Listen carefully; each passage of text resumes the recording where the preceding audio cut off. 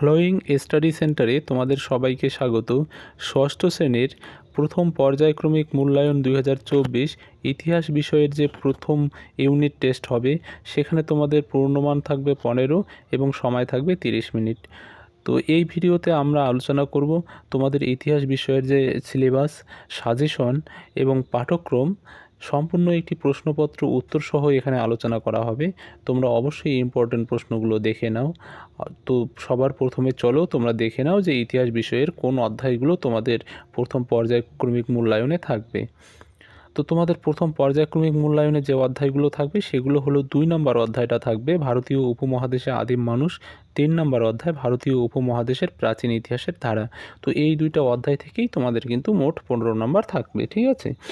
তো তোমাদের 1 নম্বরে যে প্রশ্নগুলো, অর্থাৎ যে প্রশ্নগুলোতে অপশন দেওয়া থাকবে, তো 2 নম্বর অধ্যায়টা থেকে অর্থাৎ ভারতীয় উপমহাদেশে আদিম মানুষ, এখান থেকেই তোমাদের 2টা প্রশ্ন থাকবে। আর 3 নম্বর অধ্যায় ভারতীয় উপমহাদেশের প্রাচীন ইতিহাসের দ্বারা, এখান থেকে থাকবে একটা প্রশ্ন। এমসিকিউ অবশ্যই, যেগুলোতে অপশন দেওয়া থাকে উত্তরের, ঠিক আছে। এরপর শর্ট টাইপের যে প্রশ্ন, অর্থাৎ 1 নম্বরই যে প্রশ্নগুলো, সেখানে তোমাদের 2টা প্রশ্ন থাকবে মোট, আর 2টা প্রশ্নেরই উত্তর করতে হবে, ঠিক আছে। এখানে 2টা অধ্যায় থেকে 2টা প্রশ্ন থাকবে। এরপর প্রশ্নের মান যে 2, অর্থাৎ 2 নম্বরই প্রশ্ন তোমাদের 2 নম্বর অধ্যায় এবং 3 নম্বর অধ্যায় 2টা থেকেই 2টা প্রশ্ন থাকবে। তোমাদের এখানে যে কোনো একটি প্রশ্নের উত্তর দিতে হবে। 3 নম্বর যে প্রশ্নের মান 3, অর্থাৎ সংক্ষিপ্ত ব্যাখ্যামূলক উত্তরভিত্তিক যে প্রশ্ন, এখানেও তোমাদের 2টা অধ্যায় থেকে 2টা প্রশ্ন দেওয়া থাকবে। যে কোনো একটা প্রশ্নের উত্তর তোমাদের অ্যাটেন্ড করতে হবে। 5 নম্বর প্রশ্নের ক্ষেত্রেও ঠিক একই রকম, 2টা অধ্যায় থেকেই 2টা দেওয়া থাকবে, তোমাদের যে কোনো একটা প্রশ্নের অ্যাটেন্ড করতে হবে। তো চলো আমরা এবার ইম্পর্ট্যান্ট প্রশ্নগুলো দেখে নিই, ঠিক আছে। তো তোমরা সম্পূর্ণ ভিডিওটা দেখো, তাহলেই বুঝতে পারবে যে কী ধরনের প্রিপারেশন তোমাদের নেওয়া উচিত। আর আমার চ্যানেলে যারা নতুন তারা অবশ্যই চ্যানেলটাকে সাবস্ক্রাইব করে রাখো, আর বেল আইকনটা অবশ্যই প্রেস করে রাখো। পরবর্তী যে ভিডিওগুলো দেওয়া হবে অন্যান্য সাবজেক্টের, সেগুলো যেন তোমাদের কাছে পৌঁছে যায়। আর ভিডিওটাতে অবশ্যই একটা লাইক করে দেবে। তো চলো আমরা দেরি না করে প্রশ্নটা শুরু করি। প্রশ্নটা দেখে নাও তোমরা সম্পূর্ণ প্রশ্নপত্র। 1 দাগের প্রশ্ন, সঠিক উত্তরটি নির্বাচন করো। এখানে প্রশ্ন থাকবে 3টি এবং প্রত্যেকটা প্রশ্নের মান 1। তো 1 নম্বর প্রশ্ন, প্রধানত কিসের আকার থেকে আদিম মানুষের নানা রকম ভাগ করা হয়? মস্তিষ্কের, পায়ের, হাতের আঙ্গুলের নাকি মেরুদণ্ডের? এখানে সঠিক উত্তর হলো মস্তিষ্কের। 1 দাগের 2 নম্বর প্রশ্ন, লুসির কঙ্কালটি প্রায় 32,000 বছর আগের, প্রায় 32 লক্ষ বছর আগের, প্রায় 32 কোটি বছর আগের নাকি প্রায় 32,000 বছর আগের? এখানে সঠিক উত্তর হলো প্রায় 32 লক্ষ বছর আগের। 1 দাগের 3 নম্বর প্রশ্ন, হরপ্পা সভ্যতার বাড়িগুলি কী দিয়ে তৈরি হতো? কাদামাটি দিয়ে, কাঠ দিয়ে, পোড়া ইট দিয়ে নাকি পাথর দিয়ে? এখানে সঠিক উত্তর হলো পোড়া ইট দিয়ে। এরপর 2 দাগের প্রশ্ন, নিচের প্রশ্নগুলির একটি বাক্যে উত্তর দাও। এখানে 2টা প্রশ্নের উত্তর করতে হবে, প্রত্যেকটার মান হচ্ছে 1 করে।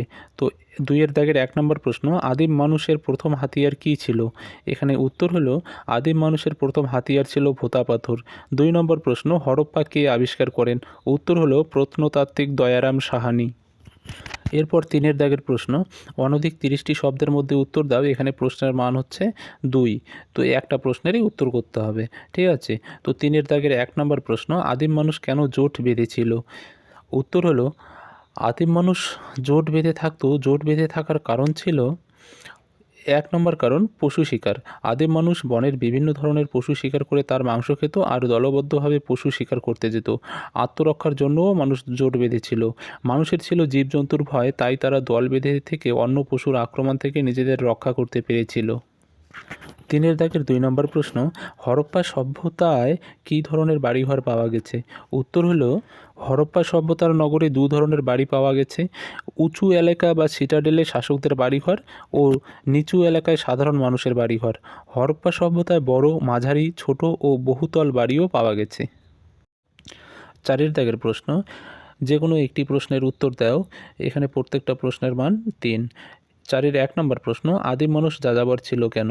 উত্তর হলো, আদিম মানুষ ছিল যাযাবর। তারা বিভিন্ন জায়গায় ঘুরে দিন কাটাতো। তাদের কোনো এক জায়গায় পাকাপাকি বসতি ছিল না। যাযাবর জীবনযাপনের কারণ খাদ্য সংগ্রহ। আদিম মানুষ নিজেদের খাবার নিজেরা বানাতে পারত না। তারা বন জঙ্গল থেকে খাবার সংগ্রহ করে খেত। শিকার ও ফলমূল জোগাড়। আদিম মানুষ শিকার করে ও ফলমূল জোগাড় করে খাবারের চাহিদা মেটাতো। আর এই শিকার ও ফলমূলের খোঁজে তাদের বিভিন্ন জায়গায় ঘুরে বেড়াতে হতো। এরপর 5-এর দাগের প্রশ্ন, যে কোনো একটি প্রশ্নের উত্তর দাও। এখানে প্রশ্নের মান হচ্ছে 5। তো 5-এর 1 নম্বর প্রশ্ন, পুরনো পাথরের যুগে মানুষ পাথরকে কিভাবে ব্যবহার করত? 5-এর 2 নম্বর প্রশ্ন, হরপ্পা সভ্যতার মানুষ স্বাস্থ্য সচেতন ও পরিবেশ সচেতন ছিল। মন্তব্যটি যুক্তি দিয়ে আলোচনা করো।